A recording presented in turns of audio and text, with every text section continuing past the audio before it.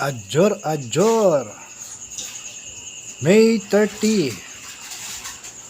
Umaga at hapon na degla. So, magandang gabi. Bali bukas po i-upload po natin umaga eh. So, ngayon po maaga natin i-upload to. Magandang gabi. Ako po si Joy Boy ng Mexico. Ang purpose po natin dito ay para i-unlock po yung mga tinatayan po natin na STL. Ito po nga pala tuntunan natin sa YouTube, ang ibigay ang swerte. Tayo po ay mandedegla ng Pampanga. So sa mga kaibigan ko na nag-request na i-unlock po natin yung mga kamay nilaan. So ito na po yun, yung mga request po nila. Bale, ngayong araw po ay i-unlock po natin yung Manila, Quezon City, Taguig at Marikina. So, May 30 po. Ano ang degla? Lumabas po sa inyong legaho sa pang-umaga. Huwebes ng umaga, May 29. Ang lumabas po sa inyo ay 29-29, Tompiang. At 3-12 sa hapon. Ang sumada po ng 29 ay 11.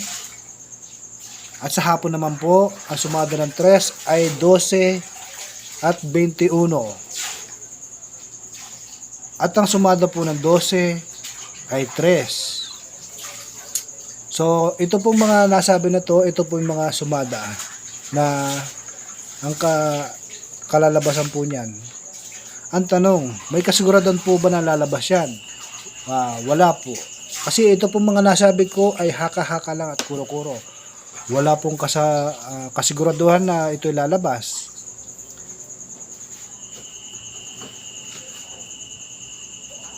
At meron din po tayong nakitang 36 na lumalabas kada Biyernes. Highly recommended po yan. May chance na lumabas 50-50. Lalabas po yun ng umaga at hapon.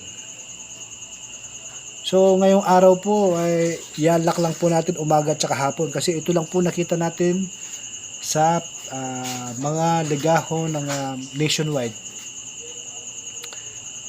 At meron din po pala tayo nakitang 13. Ito po, 13. Nakadegla po yan.